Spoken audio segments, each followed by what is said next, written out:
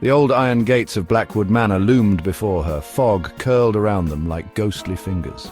The gates groaned, sending shivers down her spine. Blackwood Manor was huge. It had once been grand, but now it was falling apart. The windows were dark eyes watching her. The stone walls were covered in ivy. It looked like a place secrets went to hide. As Lucy walked towards the front door, she heard a noise. It was a soft whisper carried on the wind. Help me. Lucy stopped. She looked around, but she was alone. Taking another deep breath, Lucy reached for the doorknob. It was cold and damp in her hand. The door creaked open, as if it hadn't been touched in years. Lucy stepped inside. The mansion was swallowing her whole. The air inside was heavy with dust and the smell of decay. Cobwebs hung from every corner, and the only light came from the sliver of moon shining through the grimy windows.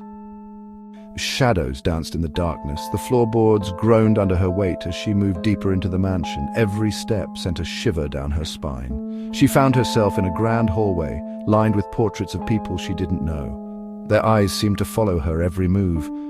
Lucy wandered into a room. It was a library, its shelves lined with dusty books. She ran her fingers along their spines. One book felt different. It was a diary, bound in old leather. As she pulled it from the shelf, she heard the whisper again. Help me find the truth. The diary was old, its pages brittle and yellowed. The handwriting was elegant but faded. It belonged to a woman named Eliza, a maid who had lived and died in the mansion 100 years ago. As Lucy read, she felt a cold shiver run down her spine. Eliza's diary told a tragic story. She had been accused of stealing a valuable necklace from the mansion's owner. She swore she was innocent, but no one believed her. Eliza was locked in the attic, left to die.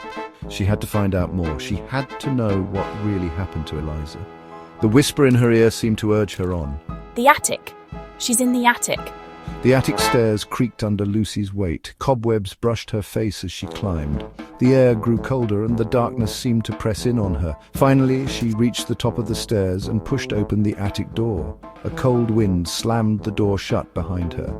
And that's when she saw her. A shimmering figure stood in the moonlight, streaming through a broken window.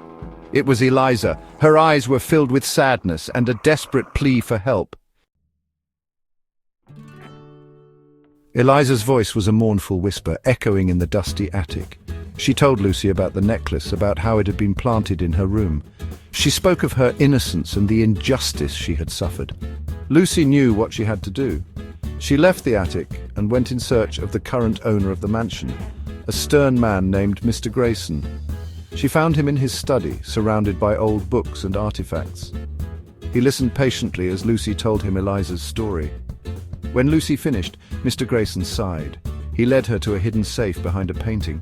Inside lay a small velvet pouch. He opened it, revealing a beautiful necklace. It was the same one Eliza had been accused of stealing. It is a family heirloom, hidden away for safekeeping, not stolen. Eliza had been telling the truth. As soon as the truth was spoken aloud, a feeling of peace settled over the mansion. The air felt lighter, the shadows less menacing. Lucy glanced back at the top of the stairs. Eliza was gone. Her spirit was finally at rest. Lucy smiled. She had solved the mystery of Blackwood Manor and brought peace to a restless soul.